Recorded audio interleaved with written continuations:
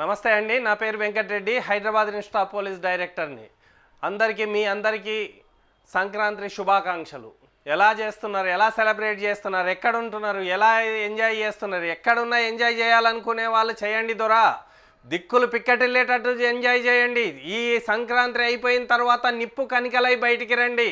ఇప్పుడు మీకు వచ్చేసి 1000 పోస్టుల వరకు ఎస్ఐ పోస్టులు, 12,000 వరకు కానిస్టేబుల్ పోస్టులు ఉన్నాయి. మరి ఏప్రిల్లో నోటిఫికేషన్ వస్తే మనం ఎలా ప్రిపేర్ కావాలి? ఇట్లనే దసరా అనుకుంటా, సంక్రాంతి అనుకుంటా, కొత్త సంవత్సరం అనుకుంటా టైం పాస్ చేస్తూ రేపు ఉగాది వచ్చిన దగ్గర కూడా ఇంటికాన్నే మూలకడ్డ ముసలోన్లాగా ఇంట్లోనే ఉందామా? ఉడుకు రక్తంతో బెంబేలెత్తాలనే కసితో మీరు ఏమన్నా బయటికి రావాలనుకుంటున్నారా?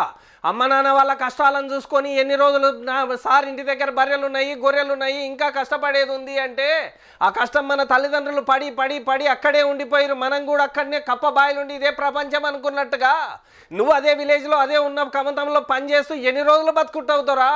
సంఖ్యలను తెంచుకొని బయటికి రా, నిప్పు కనికలా బయటికి రా దొరా. నీతోనే సాధ్యం. నువ్వు అనుకుంటే ఏదైనా ఈ కొత్త సంవత్సరంలో నీ విలేజ్లో, నీ మండల్లో, నీ గ్రామంలో నీకెక్కడనుండని నీకంటూ ఒక పేరు రావాలంటే రాత్రి బవలు కష్టపడాలి దొరా. ఉట్టి అని ఏదో మనకు ఫ్రీగా వచ్చే విజయం కాదది.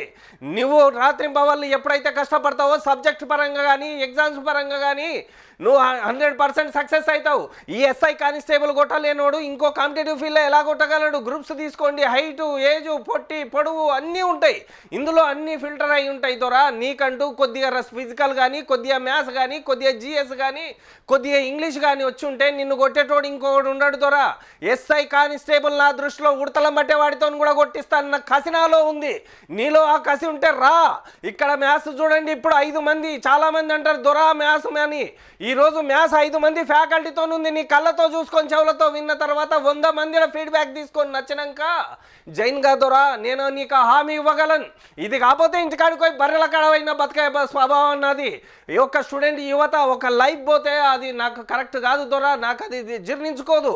ఆ ఫైర్ నీలో కూడా ఉంటే రా. ఒక్కసారి జిఎస్, మ్యాథ్స్, ఎగ్జామ్స్, బుక్స్ ఏదైనా సరే అన్ని ఇన్స్టిట్యూట్లు చెక్ చేసిన తర్వాత హెచ్ఐపిలో కూడా ఒకరోజు క్లాసులు విన్న తర్వాత డెసిషన్ తీసుకో. నీకు హెచ్ఐపి ద్వారా నీకు సువర్ణ అవకాశాన్ని ఇచ్చాడు.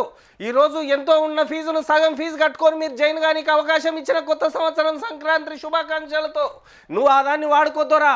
100% సక్సెస్ అవుతావు.